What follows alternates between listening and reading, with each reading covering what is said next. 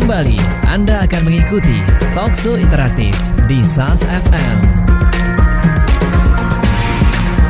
Assalamualaikum warahmatullahi wabarakatuh. Langsung sahabat dari lantai dasar Masjid Nasional Al-Akbar Surabaya. Inilah 107,5 SAS FM dan web streaming sasfmsurabaya.net. Radio Inspirasi Muslim, sejuk bermakna. Baik sahabat, senang sekali saya hadir untuk Anda sahabat. Mudah-mudahan kabar Anda di pagi menjelang siang ini juga masih terus semangat sahabat ya. Karena beberapa data mengatakan kalau jam 10 itu agak-agak drop sedikit, kemudian baru naik lagi. Nah, mudah-mudahan Anda yang saat ini lagi santai begitu, lagi mempersiapkan energi baru lagi. Nah, ini kita isi juga dengan wawasan untuk Anda semuanya ya. Dan mudah-mudahan sahabat kita jadikan hamba yang selalu bersyukur. Karena dengan bersyukur maka Allah akan terus menambah nikmatnya untuk Anda semuanya. Baik, saya Alik Atiya dari Ruang Gatekeeper, ada rekan saya Didin Muhammad. Kali ini kita berjumpa di Talkshow dengan Unusa sahabat ya. Dan tema kita lanjut sahabat ya dari edisi pada Senin lalu, yaitu pentingnya pembukuan bagi UMKM. Nah, kita masih lanjut dari pembahasan yang lalu. Nah, tapi ini juga spesial, ada tamu spesial juga yang hadir di sini. Beliau pelaku usaha, tapi pertama dulu saya sapa Bapak Govirin. Beliau dosen dari Fakultas Ekonomi Bisnis di Unusa. Assalamualaikum Pak Govirin. Waalaikumsalam warahmatullahi wabarakatuh. Ya, kabar baik ini Pak. Alhamdulillah, semangat pagi. Semangat pagi, selalu ceria ini juga ya di pagi hari. Mudah-mudahan ini bisa menambah berkah ya. Amin insyaallah. Amin. Menambah wawasan juga untuk sahabat SFM ya. Insyaallah begitu. Tamu kedua ini Pak Govirin membawa Bapak Abdul Manaf ya. Pak Abdul Manaf ini adalah pelaku usaha di bidang interior. Assalamualaikum Pak Abdul. Waalaikumsalam. Iya. Agak dekat dengan mic sepertinya. Oh iya. Baiklah. Semangat juga ini tentunya. Semangat selalu, murah senyum. Sudah berapa lama ini bisnisnya Pak? Untuk sebenarnya bisnisnya tidak di interior saja sebenarnya. Jadi ada bidang landscape juga, pertamanan Mas. Oh, pertamanan ya. Sudah mengawali untuk pertamanannya sejak 2012. Tapi untuk interiornya sejak 2010. Oke, berarti sudah 6 tahun ya berjalan. Baik. Sahabat silakan Anda nanti bergabung bersama kami di sini. Teleponnya 8297299, SMS dan juga WA kita di 08123006-345. Mengapa saya undang Anda untuk bergabung? Nah, Anda boleh bertanya terkait bagaimana sih pembukaan yang baik. Anda mungkin saat ini sebagai pelaku usaha kecil begitu, UMKM, Anda kok ya sulit begitu ya untuk bergerak, kok saya ini tekor terus ya, atau misalnya kok saya ini amburadul ya, bagaimana sih membuat pembukaan yang bagus? Nah, kita tanyakan bersama Pak Govirin dan juga Pak Abdul Manaf sebagai pelakunya. Tentu di sini ada hadiah ya untuk Anda, voucher bagi Anda satu orang saja penanya terpilih nanti akan kita pilih di akhir sesi, voucher pulsa untuk Anda ya. Jangan keras karena nanti kedengaran yang lain. Enggak ya.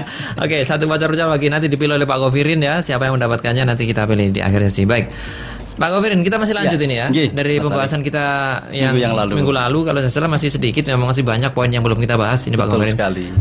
Ada poin tambahan apa lagi ini Pak Govirin untuk edisi kali ini?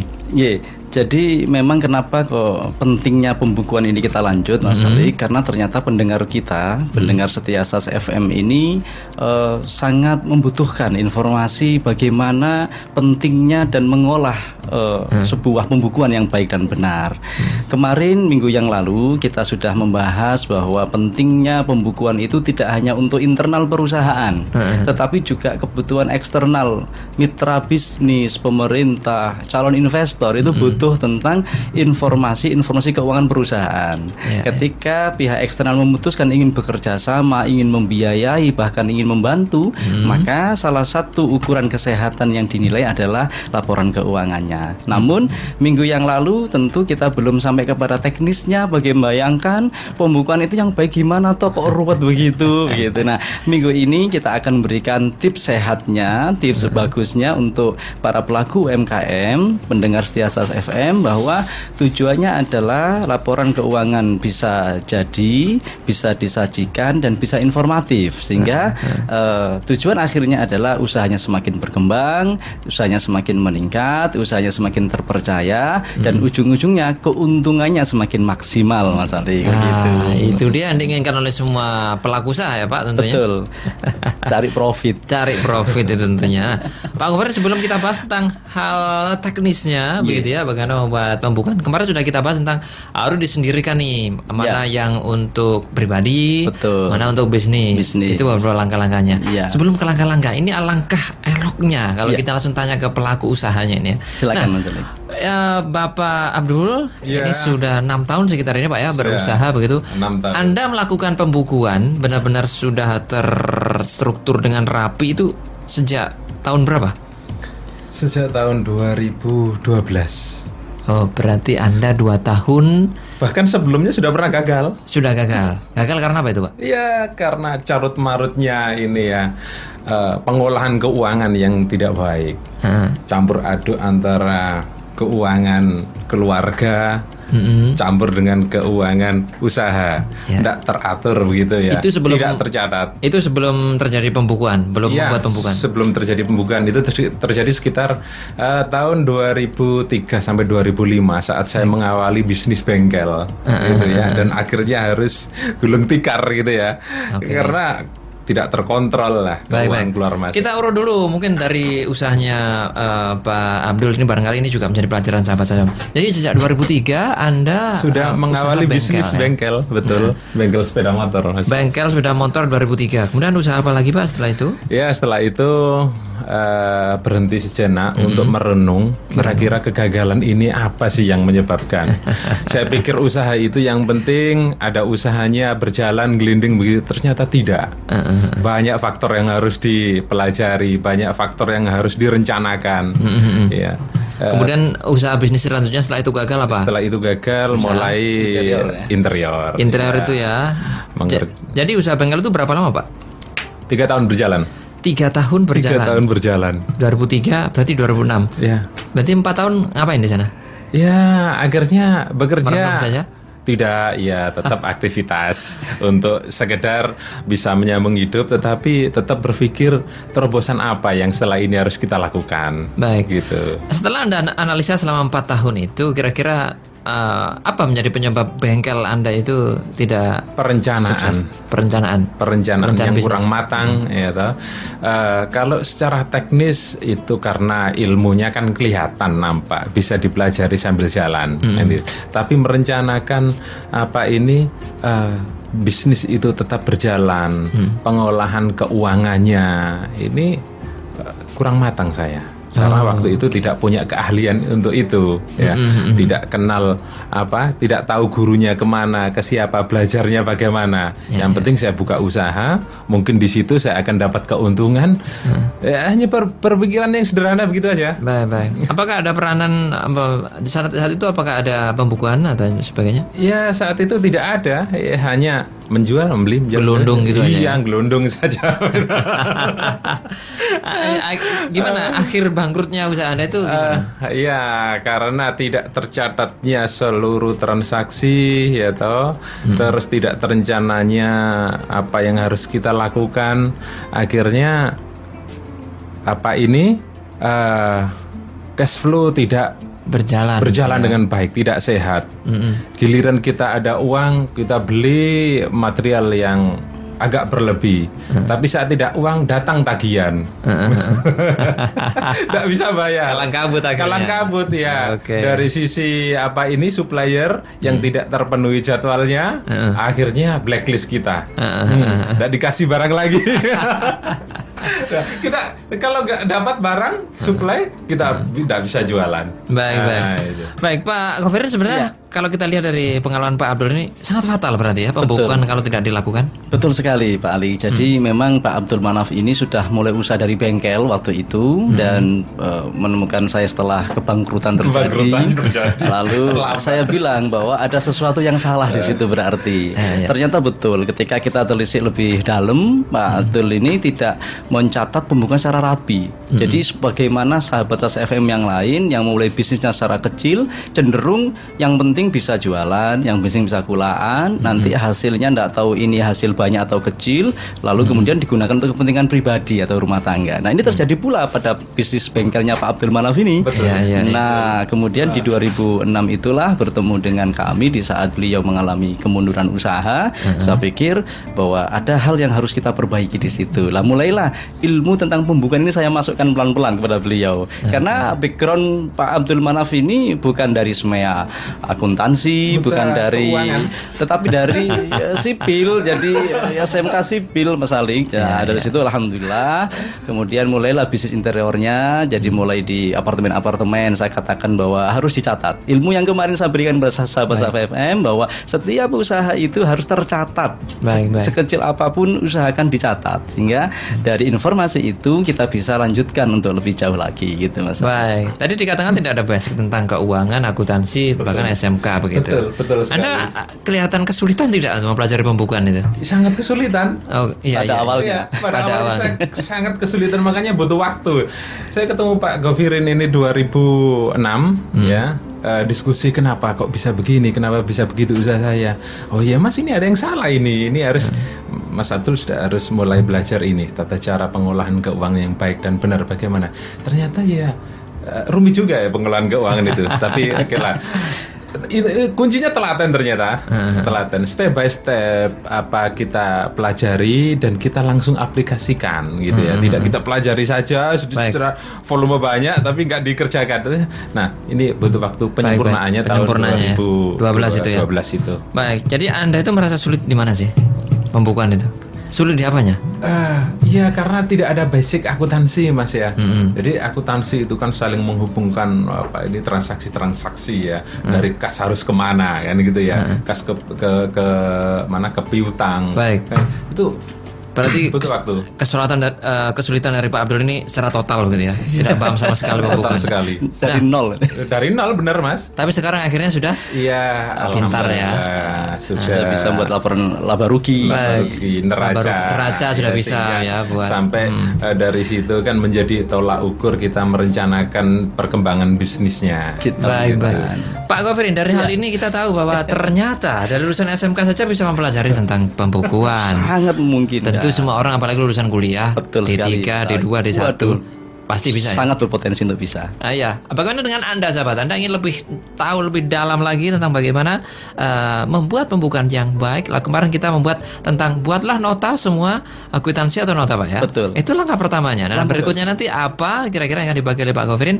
Kita akan jeda dulu sahabat ya. Silakan tanyakan Anda tentang pembukuan ini di 8297299 SMS dan juga WA kita di 0812306345. Ada satu voucher pulsa bagi satu penanya terpilih akan kita beli di akhir sesi nanti. Kami akan kembali sahabat setelah yang berikut ini.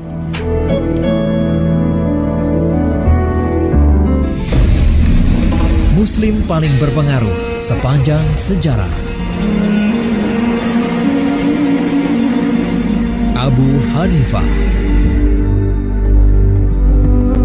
salah seorang ahli teori hukum Islam dan fikih terbesar. Abu Hanifah diakui sebagai pembaharu dan visioner besar berkat konsep kebijaksanaan intelektual atau ijtihad yang berkembang menjadi salah satu sintesis hukum paling berpengaruh dalam sejarah Islam dan kemudian dikenal sebagai mazhab Hanafi.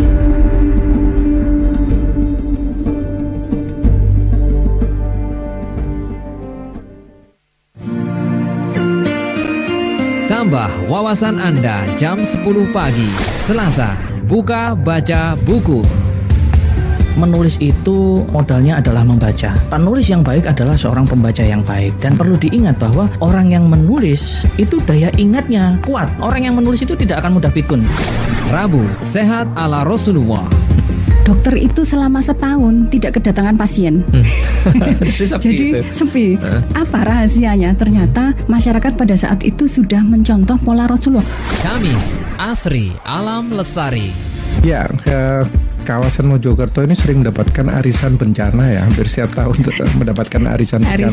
Karena struktur tanahnya dan peruntukannya seharusnya itu untuk kawasan konservasi, tapi seringkali diubah.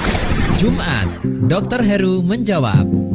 Karena proses penyembuhan itu akan lebih cepat, lebih baik kalau penderitanya tidak depresi. Kalau tambah depresi, tambah sulit penyembuhannya.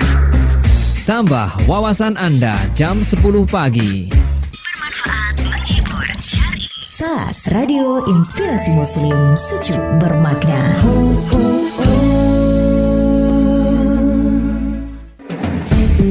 Sahabat, walaupun Anda di luar kota Surabaya atau Anda tidak bisa memantau frekuensi 107,5, Anda tetap bisa mendengarkan siaran kami melalui www.sasfmsurabaya.net.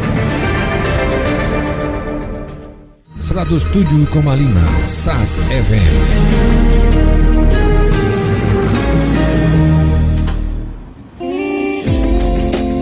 Baik, sahabat, kita kembali di Talkshow dengan Unusa, sahabat ya. Dan kita masih membahas tentang pentingnya pembukaan bagi UMKM. Nah, ini masih lanjutan dari edisi sebelumnya, sahabat ya. Dan kita masih bersama Bapak Ghofirin, beliau dosen Fakultas Ekonomi Bisnis di Unusa. Dan juga kita bersama pelaku usaha Bapak Abdul Manaf, beliau ada di bidang interior, sahabat ya. Dan silakan bagi Anda ingin bertanya bersama kami di sini tentang pembukuan 8297299 SMS dan juga WA di 0812306345. Ada satu voucher pulsa bagi satu penanya yang terpilih. Baik, kita lanjut ini Pak Ghofirin. Ya. Beranjak dari apa yang disampaikan oleh Pak Abdul tadi ya, Pak Abdul Manaf, bahwa SMK saja ini sudah bisa mempelajari dengan baik sekali, tidak lagi dasarnya tapi juga sudah mempelajari tentang neraca, bagaimana untung rugi itu. Aplikasinya. Sebenarnya susah apa tidak sih Pak Ghofirin kalau belajar itu? Ya, jadi minggu yang lalu saya katakan sebuah tagline bahwa accounting is easy. Itu dulu yang harus ditanamkan di dalam alam bawah sadar kita. Jadi mindset kita bahwa mengatakan akuntansi itu mudah, pembukuan itu gampang gitu. Nah, saya tanamkan itu pula kepada Pak Abdul Manaf di awal-awal saya bertemu dengan beliau, bahwa jangan katakan akuntansi itu sulit, maka akan menjadi sulit beneran nantinya. Akuntansi itu mudah. Sebentar, saya cek dulu. Pak Abdul Manaf ini sebenarnya melihat akuntan itu sulit apa tidak sebelum mengenal pembukuan itu? Sulit, Mas. Untuk memahaminya sulit. Saya sebelum kenal sama Pak Ghofirin ya, saya baca buku-buku tentang pengolahan akuntansi keuangan, tapi tidak nyambung, Mas. Kesannya apa ya? Rumit begitu, Pak? Rumit, betul. Betul. Rumit, tidak nyambung. Banyak apa itu akun-akun yang tidak saya mengerti apa maksudnya itu. Sebutan-sebutan atau istilah begitu ya? Istilah, sebutan, peruntukan. Ya. Baik. Jadi betul sekali nih Pak Ghofirin ya. Iya. Jadi dari Pak Ahmad tadi mengatakan bahwa memang kebanyakan orang tuh menganggap akuntansi itu sulit dan rumit ya. Jadi dibongkar dulu ini mindsetnya ya. Iya, jadi hal pertama yang harus kita tanamkan di dalam bahasa sahabat SAFFM adalah akuntansi itu mudah. Maka bagaimana coaching yang kita lakukan, pendampingan yang kita lakukan itu untuk menyederhanakan ilmu yang dianggap sebagian orang itu sulit menjadi mudah. Untuk menyederhanakan bahasa-bahasanya sehingga menjadi bahasa yang mudah dicerna oleh orang awam. Ketika kita mengatakan akun, ketika kita mengatakan rekening, mungkin orang berpikir apa itu akun, apa itu rekening gitu, apa itu perkiraan gitu. Nah, disitulah yang harus kita sederhanakan, Mas Ali, sehingga maksudnya itu toh. Ternyata saya selama ini sudah melakukannya, tetapi teorinya saya nggak dapet itu. Nah, karena kita ilmunya ilmu otodidak yang kemudian tidak didampingi oleh teori yang benar, maka hasilnya tentu tidak sepenuhnya benar. Nah, disitulah awal terjadinya kesalahpahaman di bidang keuangan sehingga menyebabkan ekonomi usahanya tidak tumbuh begitu, Mas Ali. Oke. Iya, jadi di awal saya bertemu beliau saya katakan bahwa mengambil teorinya teman-teman manajemen bahwa sebuah usaha itu harus PDCA, plan, do, check, action. Harus diawali dari sebuah rencana, tidak bisa tidak. Dan di akuntansi itu kita harus buat forecasting, Mas Ali. Harus buat perencanaan. Nah, di awal itu saya katakan kepada Pak Abdul Manaf, tolong usaha landscape-nya atau usaha interiornya itu awali dari sebuah RAPB dulu, rencana anggaran pendapatan belanja dulu. Jadi kira-kira 1 tahun mendatang, Mas Alik, itu Pak Abdul Manaf dari bisnisnya ini rencana pemasukannya berapa? pendapatannya berapa sih setahun, di forecasting saja. Nah, forecasting itu bisa lebih akurat, bisa lebih mendekati 100% jika sudah sebelumnya membuat laporan. Sebentar Pak, ini untuk orang awam ya, forecasting. Iya. Apa itu Pak? Nah, kan istilah kecil-kecil gitu kan. Oh iya, hal-hal semacam itu kita bikin bingung gitu. Bicara apa orang ini? Kan pasti gitu kan ya. Nah, makanya ini diterjemahkan dulu ini. Iya. Jadi forecasting itu sebuah ramalan. Oh iya. Jadi sebuah perencanaan, sebuah perkiraan kira-kira nanti tahun depan itu saya usaha kira-kira bakal dapat uang berapa ya itu.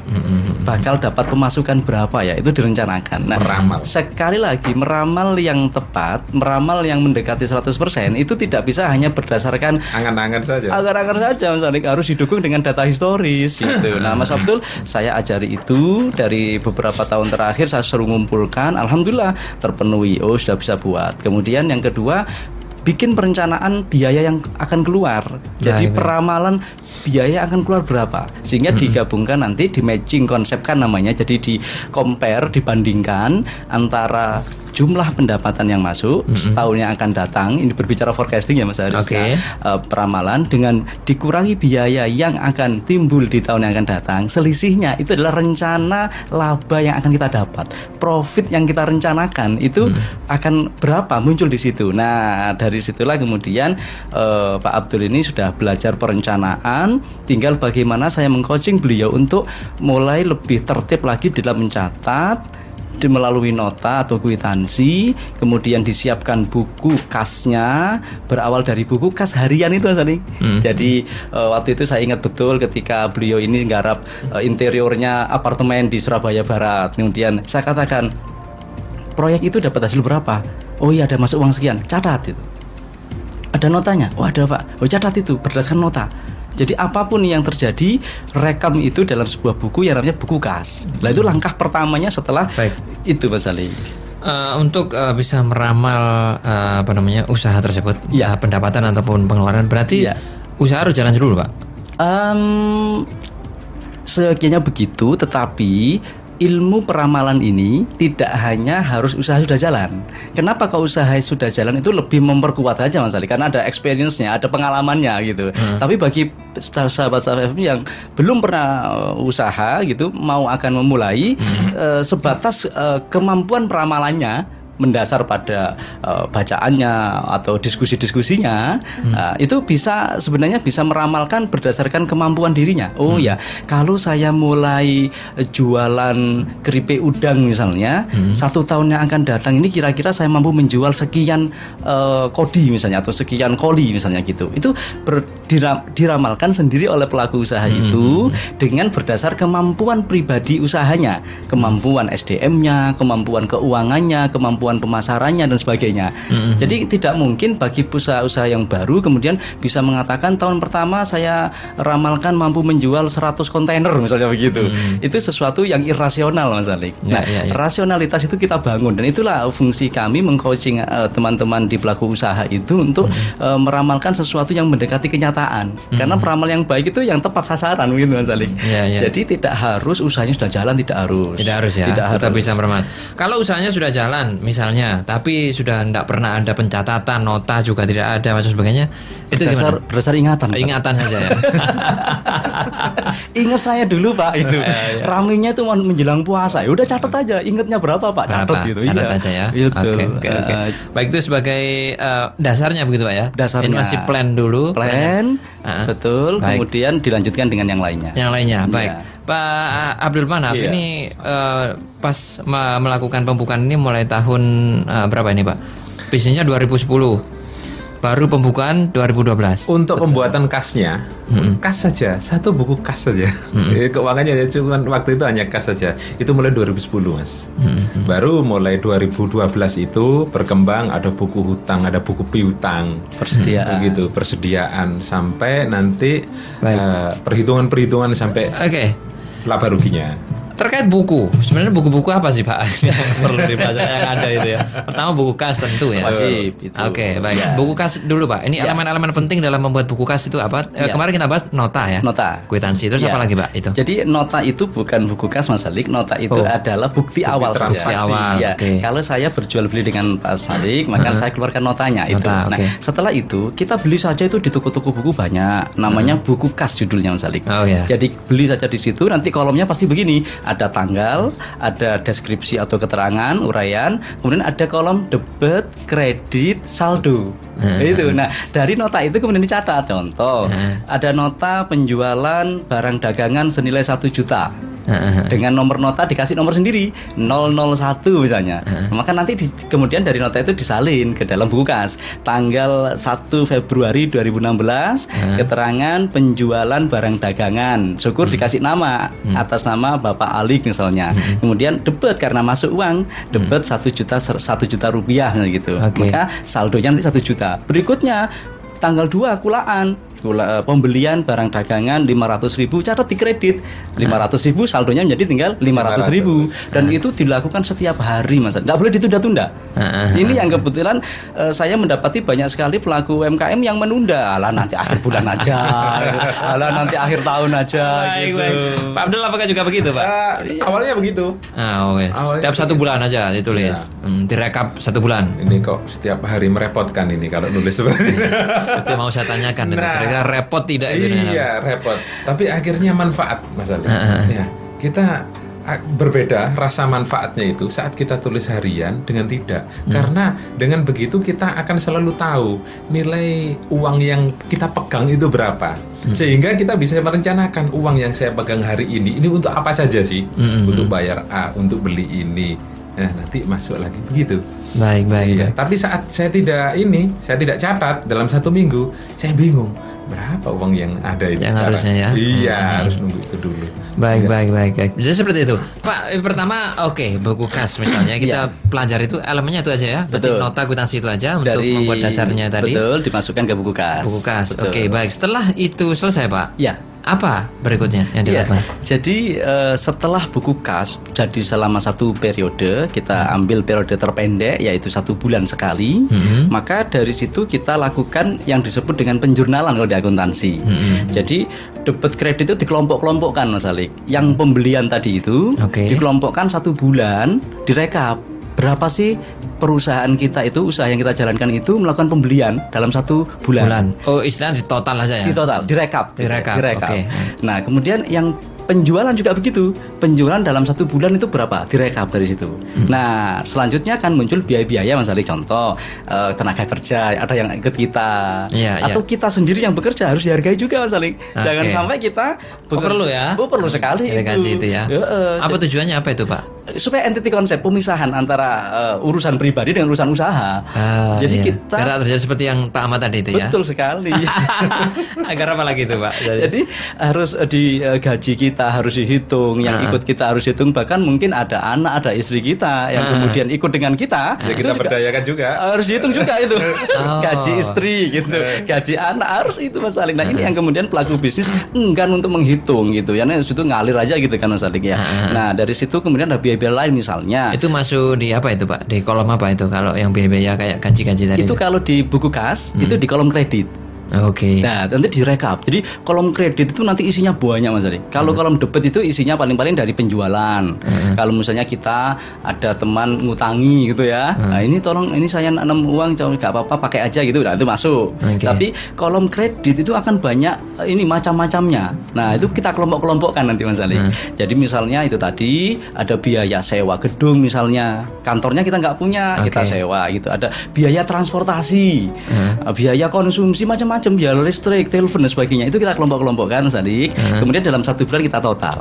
Nah, penjualan katakan ada 100 juta, pembelian ada 40 juta misalnya, kemudian ada macam-macam tadi itu, totalnya ada 80 juta, maka di situ sudah langsung terlihat laba secara pembukuan adalah 20 juta, di mana penjualan 1 bulan itu 100 juta, biaya-biaya total itu 80 juta. Nah, disitulah nanti akan muncul yang namanya laba usaha, Mas Ali. Laba usaha itu pendapatan dikurangi biaya, maka ketemu 20 juta itu. Nah, sehingga kita bisa mengukur, oh untung saya bulan ini sekian. Jangan sampai gara-gara melihat barangnya numpuk banyak, gitu Mas Ali, dikira untungnya juga sudah banyak gitu. Yang dihitung barangnya, wah ada ini di total 1 juta, berarti untung saya 100 juta. Bukan, itu persediaan barangnya Mas Alik, bukan keuntungannya. Nah, di samping itu adalah teknik sederhana menghitung laba, Mas. Baik, itu baru awal-awal saja, Pak ya. Betul sekali. Itu istilahnya apa itu, Pak? Takrim atau menulis buku kas atau gimana? Kalau itu sudah menyusun laporan keuangan sederhana. Keuangan ya. Namanya laporan laba rugi kalau yang secara teknis tadi. Baik, saya mungkin menjawab Mas Ari yang buku apa saja tadi itu ya. Iya, buku apa saja itu, Pak? Jadi selain buku kas yang wajib dimiliki, itu kalau kita penjualannya secara kredit, Mas Alik, kan sering ya kita ini apalagi zaman sekarang itu mesti penjualan itu tidak hanya tunai, kredit. Nah, harus punya buku piutang, buku catatan piutang. Kira-kira pelanggan kita itu ada 50, itu berpotensi untuk ngutang semua itu Mas Alik.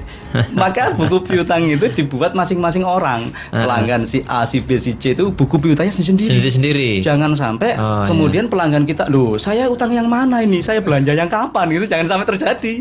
Jadi harus dibukukan sendiri Mas Alik. Nah, sebaliknya kita kadang-kadang dengan supplier terus terang nggak mungkin semuanya tunai. Baik. Pasti ada yang bayarnya belakangan. Terima barangnya dulu.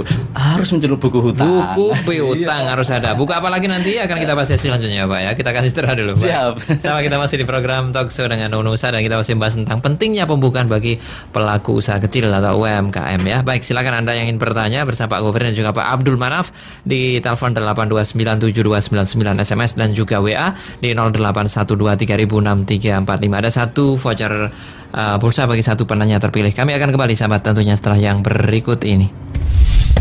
Persoalan kehidupan demikian kompleksnya, mulai dari masalah rumah tangga, anak, pekerjaan hingga agama. Kami berusaha mewadahi berbagai persoalan yang ada. Setiap hari kami hadir dengan 4 talkshow, 2 kajian live, musik dan informasi di sela-selanya. Kami ingin menjadi bagian dari kehidupan Anda, mengawal berbagai problema untuk kehidupan yang lebih bermakna. SAS FM, bermanfaat, menghibur, syar'i.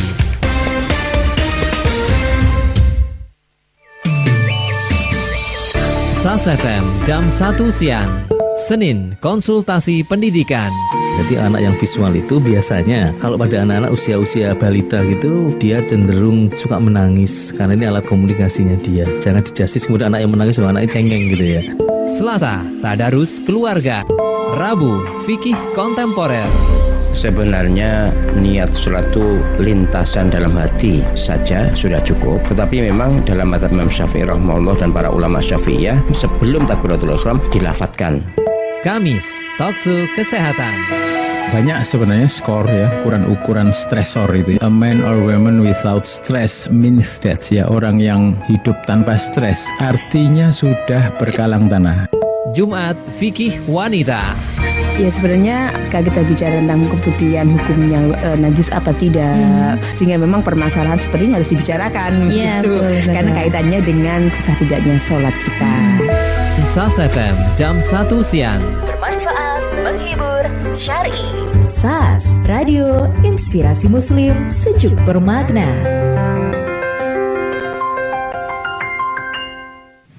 Inilah pendapat mereka tentang SAS FM. SAS ini teman saya, tiap hari selalu menemani saya, panjang hari nonstop tanpa saya matikan kalau saya tidak pergi. Siarannya semakin bermanfaat dan sangat-sangat islami sekali, membuat hati saya ini bercahaya, tidak putus asa, jadi percaya diri.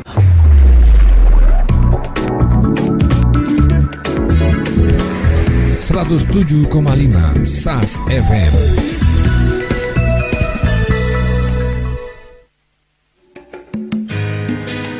Sahabat, setiap kita pasti pernah mengalami yang namanya sakit, dan pengobatan yang tepat bagi seorang muslim adalah pendekatan ala Nabi. Nah, di Masjid Nasional Al-Akbar Surabaya, sahabat, ada Tibun Nabawi atau pengobatan ala Nabi yang melayani bekam atau hijamah Ada setiap Senin sampai Jumat sahabat pukul 9 pagi hingga pukul 4 sore. Hari Sabtu pukul 9 pagi hingga pukul 12 siang. Ada juga bekam syar'i ahwat khusus wanita dengan terapisnya juga ahwat tentunya. Selain bekam ada juga ruqyah syariah sahabat bersama Ustadz Bambang Junaidi. Ini hadir setiap hari Sabtu dan Ahad pukul 9 pagi hingga pukul 3 sore.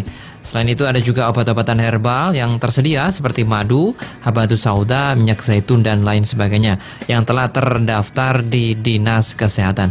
Informasi lebih lanjut silakan Anda telepon 8289755 atau 56 atau Anda langsung saja datang ke lantai dasar Masjid Nasional Al-Akbar Surabaya.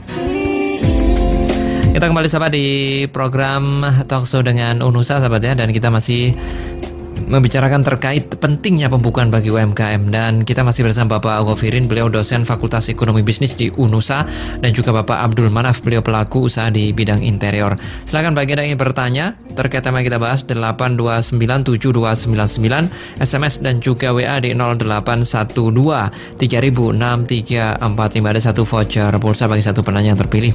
Nanti akan kita pilih di akhir sesi. Baik, Pak Ahmad dan juga Pak Ghofirin, sebelum kita menuju ke macam-macam buku-buku yang harus ada step by stepnya, kita alangkah baiknya jika menjawab pertanyaan dari pendengar yang sudah ada ini.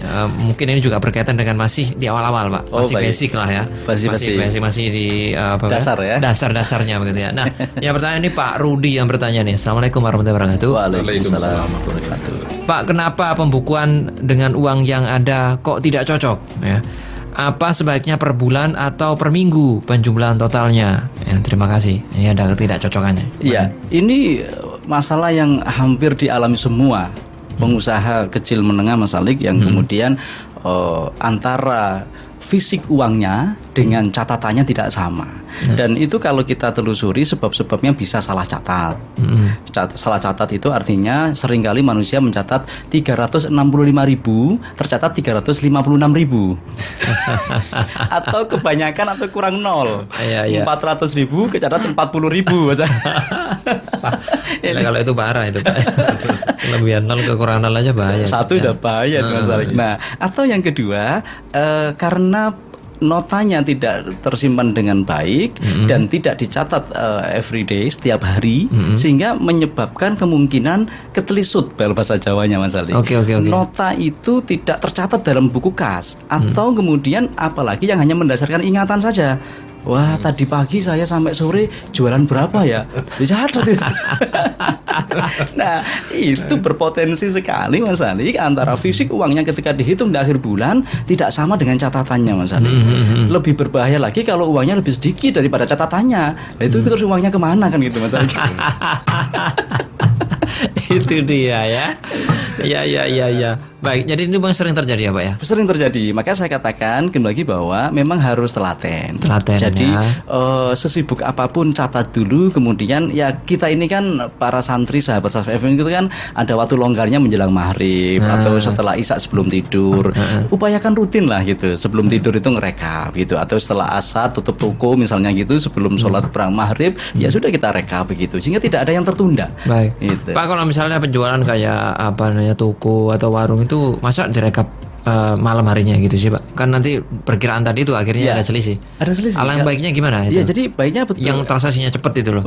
Jadi transaksi cepat itu kan kita mencatat juga dengan cepat saja, misalnya kode barang apa itu kita hanya catat saja, tidak perlu nota pun tidak apa-apa. Andai kan usahanya masih sangat kecil, peracangan yang kemarin kita bahas itu kan tidak mungkin ya kita menjual peracangan yang masih kecil, karena peracangan sudah besar sudah pakai nota. Kalau peracangan masih kecil cukup aja dicatat di kertas gitu. Oh, barang ini. Yang penting ada mengingat, karena kalau hanya ingatan itu mudah lupa. Kalau mencatat kan tidak mudah lupa Mas Alik. Nah, terus yang kedua, usahakan setiap hari rekap. Jangan sampai menunda, karena menunda itu bahaya. Sudah ganti hari itu ganti judul sudah Mas Alik. Baik, Pak Manaf ini atau Pak Abdul ini pernah mengalami hal itu tentang ribetnya bagaimana keuangan begitu? Betul. Pak, ini kita perlu satu tips ini sebagai pelaku begitu ya. Kadang kan memang ribet lah atau malas lah apa. Ada satu tips tidak agar kita bisa rajin untuk menulis itu? Ya, itu dari mindset cara berpikir kita sendiri Mas Ali. Ya, kita harus mampu ya membuat diri kita sendiri ini untuk disiplin tentang itu. Sebab kita tahu resikonya. Saat kita main hanya ingat-ingatan, ya dengan kesibukan yang ada, ya toh, itu pasti akan terjadi lupa dalam mencatat. Jadi kita harus memaksakan diri kita untuk disiplin, membuat jadwal yang pasti, ya toh. Jam sekian ini harus dikosongi untuk khusus mencatat transaksi hari itu. Kalau tidak bisa dilakukan sekaligus ya. Kalau kita longgar ada transaksi satu kita catat lebih bagus. Tapi kalau terlalu penuh ya toh, yang penting notanya dulu ya kita amankan, jangan sampai ketelisut, kesingsal ya, hilang kemana. Nah itu. Nah kita luangkan waktu khusus sore harinya, mungkin kita tutup pelayanan misalkan jam 4 sore ya. Kita kasih spare waktu setengah jam khusus untuk mencatat. Oke. Iya. Itu harus kita niatkan benar-benar itu. Baik, juga harus dipaksa juga. Itu Pak Rudi ya. Betul. Jadi memang benar-benar semua ditulis, Pak. Ya, semua ditulis Pak Rudi ya. Pak Kasmo berikutnya. Assalamualaikum, Pak. Waalaikumsalam warahmatullahi wabarakatuh. Pertanyaannya, Pak Gofirin tadi itu bilang SMK di D1 di Unusa sangat mudah untuk diterima oleh siswa ilmu akuntansi. Maka bagaimana cara untuk mempererat hubungan perusahaan-perusahaan untuk mempermudah praktek-praktek untuk siswa Unusa? Oh, karena penting sekali bagi murid. Nah, ini bagaimana, Pak? Iya, mungkin yang dimaksud sama Pak Kasmo ini lah program magang. Magang. Iya, jadi betul Pak, di kami untuk akuntansi S1 Mas Ali, itu ada dari mahasiswa yang setiap tahun pasti akan terjun ke lapangan. Nah, di sana mungkin Pak Kasmo nanti bisa lebih ada komunikasi dengan kami melalui SAS FM barangkali begitu. Nanti bisa dibantu sama adik kami jadi mahasiswa untuk membantu Pak Kasmo barangkali di dalam mengcoaching gitu usahanya. Sudah bisa ya? Sudah bisa. Bahkan sekarang sudah mulai kemana-mana untuk mencari adik-adik mahasiswa. Oke, baik, itu ya tentunya itu memang punya program dari Unusa sendiri. Baik, Bu Ria berikutnya. Pak Manaf, saya lulusan semaya jurusan manajemen. Sedikit tahu tentang pembukuan dasar. Saya ajak suami buat pembukuan, tapi gak mau, katanya ruwet. Betul. Terus ini bagaimana cara menyadarkan suami ya agar melakukan pembukuan karena usaha jasa sendiri tanpa ada pegawai. Terima kasih. Ini mudah-mudahan suaminya juga mendengar ini ya. Baik. Kira-kira gimana nih Pak Manaf? Agar tergugah nih. Iya, memang harus kita sadarkan Mas, bahwa sangat penting sekali dalam melakukan usaha untuk melakukan pencatatan keuangan itu sangat penting sekali. Karena kalau itu tidak dilakukan, ya itu tadi saya sudah melakukannya sebelumnya dan ternyata benar. Tidak ada kemajuan yang saya dapatkan, gagal iya. Nah, maka itu harus disadarkan kepada suami. Kita ini tidak lepas dari yang namanya rencana dalam memulai usaha itu. Terus kedisiplinan kita, kemampuan kita dalam menghitung, nah kemampuan kita dalam mengolah akuntansi, kita sadarkan itu. Oke. Iya. Pak Gofirin punya satu trik khusus begitu untuk agar tergugah ini Pak Ria, bukan Pak Ria ya, ini Bu Ria bagi untuk suami ini. Iya, jadi memang seringkali begitu Mas Ali, suaminya yang mempeng, istrinya tidak mendukung, atau sebaliknya istrinya yang sadar sudah pembukaan ini penting, suaminya enggak. Itu mesti kuncinya di ilmu pengetahuannya. Iya. Bisa jadi ya mudah-mudahan hari ini mendengar beliaunya. Baik. Karena orang itu kan karena ketidaktahuannya sehingga mengabaikan dan menyepelekan. Tetapi kalau kita sudah mau mendengar, mau membaca dan melihat, akan terbuka cakrawala berpikir kita, Mas Ali. Bisa jadi Bapak suami Bu Ria ini belum menyadari itu karena belum ada informasi atau bahkan belum terjadi sesuatu. Pak Manaf ini sadarnya kan karena tidak terjadi sesuatu. Sudah fatal. Bangkrut bengkelnya baru belajar. Nah, mudah-mudahan Bu Ria usaha jasanya ini berkembang tanpa menunggu bangkrut. Tidak perlu bangkrut dulu Bu Ria. Ya. Jangan dicontoh ini saya. Iya. Ya, jadi begitu ya Pak ya. Betul. Jadi Pak bagaimana kalau ada opsi lain tidak kira-kira agar ini tetap berjalan dengan dua partner suami istri ini? Iya, jadi memang satu usaha yang dijalankan bersama, maka ilmunya harus bersama-sama. Tidak bisa salah satu saja Mas Ali. Memang harus bersama-sama mengetahui pentingnya ini. Kemudian dari situ pembekalan, pembinaan dan coaching itu, mentoring itu dilakukan bersama-sama memang. Sebab bisa jadi orang itu tidak peduli karena nggak tahu Mas Adik. Nah, saya yakin suami beliau ini bisa jadi karena belum mengalami sesuatu yang fatal, kemudian dalam benak pikirannya itu kan hanya nambah-nambah pekerjaan saja, efeknya tidak signifikan begitu, maka dianggap itu sepele. Saya yakin kalau sudah ada ilmu pengetahuan dari contoh-contoh apalagi testimoni seperti seperti ini dari pelaku bisnis, Pak. Ngeri juga itu Mas Ali. Mas harus nunggu bangkrut dulu. Baik. Memang ada yang tidak bisa dihindari, Pak. Ada beberapa tipe-tipe orang yang mungkin suka detil, ada yang memang otak kanan sekali, tidak suka dengan detil. Kalau misalnya nih Pak, bagaimana menurut Pak Manaf dan juga menurut Pak Govirin, kalau misalnya dibagi pembagian begitu, yang Ibu Rianya ini bagian nyatetnya, yang Pak Manafnya ini bagian apa? Bagian terima dananya itu. Bapak Rianya bagaimana gitu? Tenaga kerja sama Menteri Keuangannya gitu. Kalau misalnya ada pembagian begitu gimana? Boleh, jadi pendelegasian wewenang boleh Mas Alik. Tapi begini, untuk usaha sekarang kita itu sudah akrab dengan teknologi Mas Alik. Jadi teknologi ini memang mengganti peran manusia.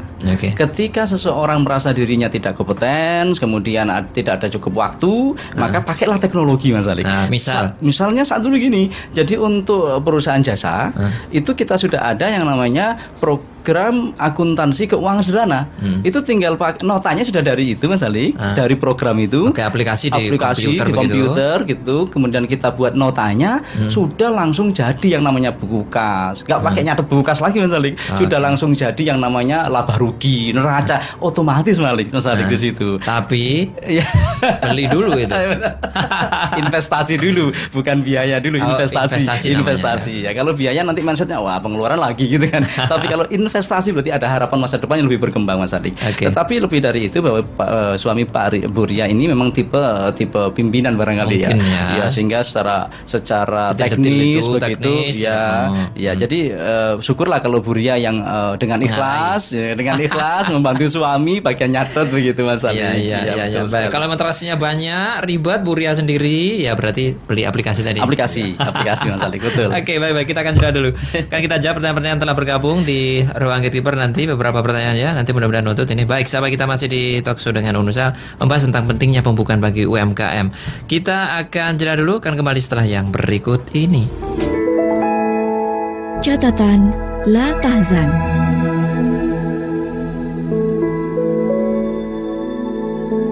Orang yang bahagia adalah orang yang bisa melupakan sesuatu yang tidak mungkin lagi diperbaiki, dan yang selalu ingat kebaikan orang lain, serta lupa terhadap keburukan mereka.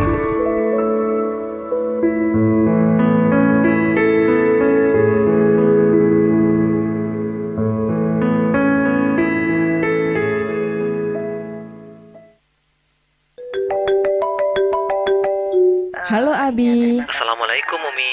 Waalaikumsalam Abi. Umi, sepertinya Abi hari ini pulang ke rumah agak terlambat nih. Kenapa Bi? Sepulang dari kantor nanti, Abi mau jenguk teman kerja yang lagi dirawat di rumah sakit Mi. Oh iya, hati-hati ya Bi. Kalau sudah sampai rumah sakit, kabari Umi ya. Iya Mi, terima kasih atas perhatiannya. Iya. Gitu ya Mi.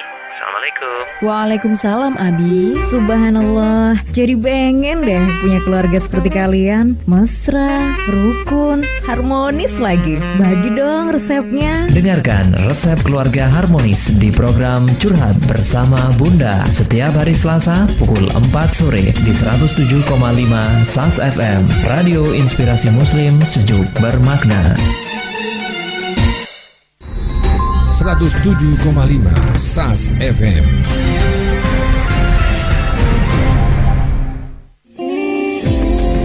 Baik, sampai sesi terakhir di Talkshow dengan Unusa kali ini membahas tentang pentingnya pembukuan bagi UMKM. Masih bersama Pak Govirin, beliau dosen di Fakultas Ekonomi Bisnis Unusa, dan juga Bapak Abdul Manaf, beliau pelaku usaha di bidang interior. Anda ingin bertanya, sedikit waktu, mudah-mudahan nudut 8 SMS dan WA saja ya, 0812306345. Baik Pak Govirin dan juga Pak Abdul Manaf ya. Kita menuju ke line SMS lagi. Pak Bambang ini yang bergabung mau tanya apa yang harus dilakukan saat laporan keuangan di buku kas dan uang real yang dipegang kok gak sama Pak? Sama. Biasanya uang yang ada lebih sedikit daripada uang di laporan kas. Apa yang harus dilakukan saat penagihan utang tidak berhasil? Ada dua hal. Silakan. Baik. Pak. Jadi begini Mas Ali, kalau soal tidak cocok keuangan tadi mungkin hampir sama dengan Pak Rudi tadi di awal, bahwa catatan tidak sama dengan fisik. Itu insya Allah sama jawabannya. jawabannya dengan yang tadi bahwa lebih rutin dan lebih detail, kemudian usahakan tidak salah catat, angka 0 tidak kebanyakan, tidak kekurangan tadi, itu solusinya Mas Alik. Dan kalau setiap hari itu tertib, maka ketika terjadi salah tidak cocoknya, maka langsung ketahuan di hari itu dan mudah mengingatnya. Langsung bisa dicari. Langsung kelihatan. Tadi Mas Tul sudah menjadi tips secara praktis bahwa setelah tutup toko, setelah tutup usaha hari itu jam 4 misalnya, luangkan waktu setengah jam atau 1 jam maksimal untuk mencatat, merekap, kemudian mencocokkan antara uang yang ada dengan catatannya. Harus sama. Kalau tidak sama, tambahi waktunya 15 menit lagi untuk mengingat-ingat. Kira-kira tidak samanya kenapa itu Mas Ali. Itu saya terapkan di berbagai UKM yang saya dampingi. Alhamdulillah tidak ada lagi ketidakcocokan Mas Ali. Oke. Kemudian yang tadi ada pertanyaan piutang ya Mas Ali. Iya, ini bagaimana nih? Bagaimana untuk ya, jadi begini, lepas dari sebuah teori yang mengatakan bahwa piutang itu Mas Ali, uang kita yang di orang-orang yang dihutangi itu memang tidak akan pernah semuanya tertagih. Tidak ada ceritanya 100% itu tertagih. Pasti ada yang tidak tertagih. Nah, di dalam akuntansi ilmu kita itu kita diberi toleransi 1% dari piutang di orang-orang itu tidak tertagih. Harus dispilingkan begitu Mas Alik. Dicadangkan bahwa kalau ada kita punya 10 juta di orang-orang, kira-kira 100 ribunya itu tidak tertagih lah, kira-kira begitu. Nah, dari situ maka tips yang saya berikan untuk piutang, maka memang harus dari awal difilter dulu. Kira-kira yang mau ngutang ini siapa? Nah, kita harus punya ukuran. Maka belajar ilmu kepribadian itu penting Mas Ali. Untuk bisa menerawang orang ini baik enggak. Yang kedua dengan catatan. Kalau saya bermitra dengan Pak Abdul Manaf, Pak Abdul sering ngambil barang ke saya akan punya catatan. Itulah pembukuan pentingnya. Oh, Pak Abdul setiap kali ngambil barang dari saya, jatuh tempo waktunya bayar nggak pernah meleset. Kalau meleset hanya karena Sabtu Minggu nggak bisa transfer gitu aja misalnya begitu. Jadi artinya apa Mas Alik? Piutang itu kita berikan hanya kepada orang-orang yang sudah kita nilai baik. Yang kedua adalah selalu mencatat dengan baik piutang itu, jangan sampai ada selisih antara pelaku usaha dengan yang diutangi tadi, sehingga orang mengklaim, loh saya nggak pernah hutang kok, itu sudah saya bayar kok, itu kan yang dulu toh saya. Jadi ada ketidaksamaan data. Itu jangan sampai terjadi. Dan yang terakhir, kalau sudah ditagih berkali-kali nggak bayar, didatangi berkali nggak bayar, diikhlaskan saja Mas Ali. Wah, bisa jadi Pak Gobir. Kalau banyak, kalau sedikit nggak apa-apa Pak Gobir. Kalau banyak itu insya Allah kalau filternya baik Mas Ali, kemudian catatannya rapi Mas Ali, komunikasi silaturahimnya dibangun, dalam lagi didatangi itu kan silaturahim. Saya ini nggak nagih kok Pak, hanya silaturahim kan, gitu kan orangnya terasa Mas Ali, nanti Mas Ali mengingatkan. Itu dia ya. Baik. Jadi itu ya beberapa triknya. Ketika misalnya penagihan tidak berhasil Pak, diikhlaskan. Di akuntansi ada yang namanya biaya piutang tidak tertagih Mas Ali. Memang dibiayakan, menjadi bebannya usaha. Memang itu tidak bisa dihindari, akan terjadi. Di 100 orang itu mungkin ada 2-3 orang yang akan begitu, itu terjadi Mas Ali. Bagaimana kalau misal ada suatu penyitaan atau gimana gitu? Itu solusi-solusi yang bisa dilakukan. Tetapi yang namanya tidak tertagih itu pasti akan ada saja. Ada saja. 1% tapi ya. 1%, jangan sampai banyak-banyak Mas Ali, bangkrut nanti kita. Baik, jadi itu beberapa opsi Pak ya. Mungkin ya dengan kalau opsi-opsi lain kayak tadi itu Pak ya. Betul. Ada penyitaan atau apa gitu ya. Baik, itu untuk Pak Bambang ya. Berikutnya ini dari Pak siapa ya? Oh, Bu Yus ya di Sidoarjo. Saya mau tanya, saya awal buka usaha makanan. Untuk melakukan forecasting, saya kesusahan karena kurang pengalaman. Kalau memprediksi ke depannya untuk menyusun anggaran pendapatan dan belanja, apa saya melakukan pencatatan biasa tanpa melakukan forecasting atau bagaimana dulu ini? Ya, jadi forecasting itu dengan berbagai cara bisa. Artinya dari data historis yang sudah pernah dilakukan. Kebetulan Bu Yus ini kan baru mau akan mulai. Kumpulkan data dari informasi yang ada di media. Misalnya media cetak, elektronik, internet dan sebagainya. Kemudian renungkan sumber daya yang dimiliki oleh Bu Yus. Misalnya keuangan modalnya berapa, kemudian pemasaran dengan cara apa, jangkauan usahanya seberapa, SDM yang mengerjakan usaha makanan ini berapa banyak. Dari sumber daya yang dimiliki, ibaratnya dinamakan kekuatan Mas Adik. Dari kekuatan yang dimiliki oleh Bu Yus ini direnungkan dan ditetapkan mampu menjual berapa gitu dalam 1 tahun. Jadi didasarkan pada ini dulu, pada kemampuan dalam. Sebenarnya mana dulu yang dilakukan Pak? Antara pencatatan biasa dulu atau forecasting dulu? Forecasting itu akan dilakukan oleh setiap usaha yang mau dijalankan Mas Alik. perkara dia mau jalan atau sudah jalan, forecasting itu Desember itu kita merencanakan tahun yang akan datang. Namanya forecasting. Kalau laporan keuangan itu Desember melaporkan yang tahun lalu. Gitu. Jadi Januari tutup buku tanggal 31 Desember 2015 itu pembukuannya. Baik, jadi itu untuk Bu Yus yang ada di Suara. Berikutnya Pak Hari yang ada di Gedangan. Permasalahan dalam penyusunan keuangan UMKM biasanya ribet memunculkan data-data yang terdahulu ketika diperlukan. Ini bagaimana kita bisa memetakan itu biar tidak sulit? Apakah diperlukan software khusus pembukuan? Terima kasih. Iya, jadi ini betul sekali Pak Hari. Sungguh-sungguh telaten, kemudian didukung dengan software, itu sudah zamannya Mas Ali. Sekarang ini kan sudah maya, sekarang ini kan sudah by IT. Maka bagi Pak Hari yang usahanya sudah jalan dan memang ada investasi yang harus dilakukan, maka saran saya gunakan aplikasi software. Dengan software itu minim pengetahuan, contoh seperti Pak Abdul Banaf ini yang awalnya tidak tahu itu, teorinya sedikit saja, aplikasinya yang banyak dan dipermudah dengan aplikasi. Benar beliau ini saya berikan aplikasi ini, contoh aplikasinya, pakai aja gitu. Maka dari aplikasi kita nggak ribet, hanya ada transaksi, dibuatkan nota, selebihnya software itu yang mengganti seorang accounting itu Mas Ali. Baik. Itu. Tapi Pak, ada beberapa usaha yang memang mungkin tidak mampu untuk beli itu ya. Nah, jadi konsekuensinya bagaimana itu Pak? Ada aplikasi yang menurut saya sederhana dan free. Itu kita maksimalkan Excel Mas Ali. Jadi ada yang Excel, kita sebut dengan pembukuan sederhana by Excel. Nah, itu cukup di Excel saja. Dari nota tetap nota harus dibuat, jangan sampai tertunda. Setiap sore dari notanya dimasukkan di Excel itu. Nanti sudah jadi lapor rugi sendiri dan itu nggak perlu beli. Excelnya kan sudah semua orang sudah punya. Iya, dan itu sudah bisa bekerja sendiri, notal sendiri dan sebagainya ya. Betul, ada rumusnya sudah kita. Rumusnya sudah ada. Betul. Itu paling mudah otomatis, ya. Paling mudah. Kalau Pak Abdul juga menggunakan Excel dulu atau gimana? Iya, betul. Sampai sekarang pun Excel masih jalan. Jalan, tapi sudah dengan format khusus gitu. Iya, betul. Ya, Mas praktek Excel. Ya, murah kan, tinggal mempelajari sedikit aja. Baik, itu untuk Pak Hari. Berikutnya Pak Bu Hikmah yang bergabung.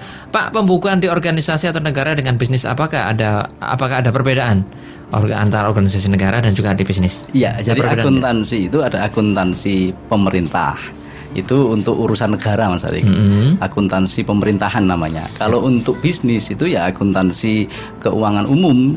Jadi ada akuntansi itu ada akuntansi pemerintah, akuntansi keuangan, ada akuntansi syariah gitu. Jadi macam-macamnya itu bergantung kepada kepentingannya.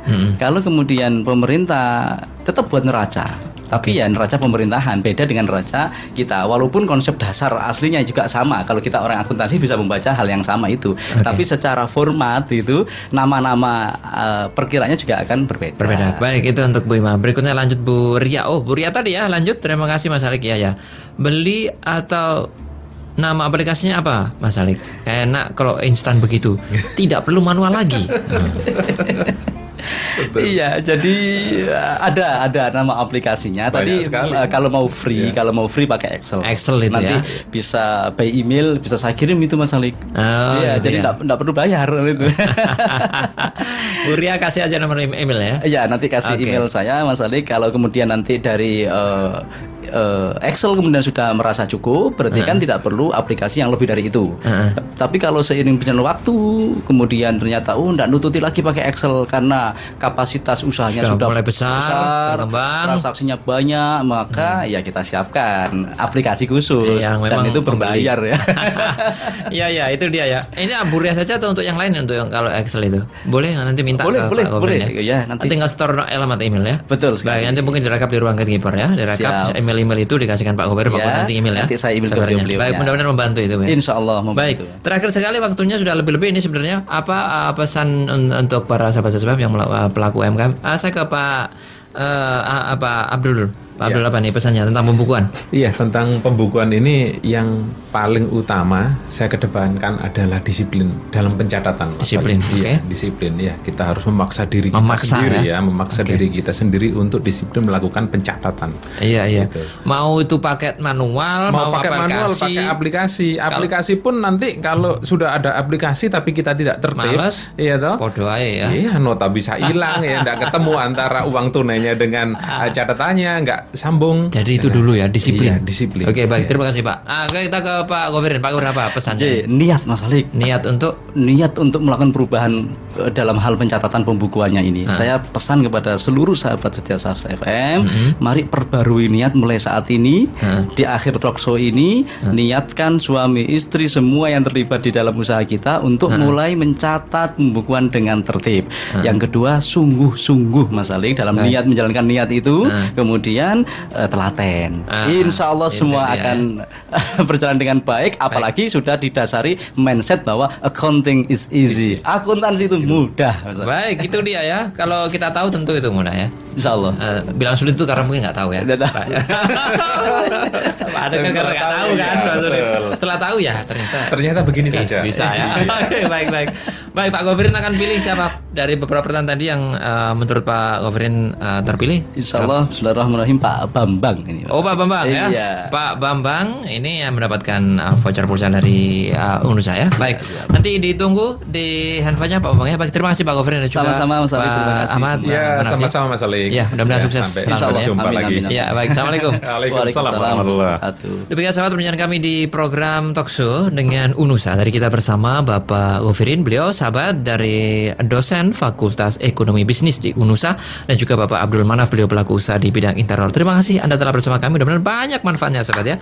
Saya Alik Atiga, di Gatekeeper ada rekan saya Didin Muhammad pamit. Assalamualaikum warahmatullahi wabarakatuh.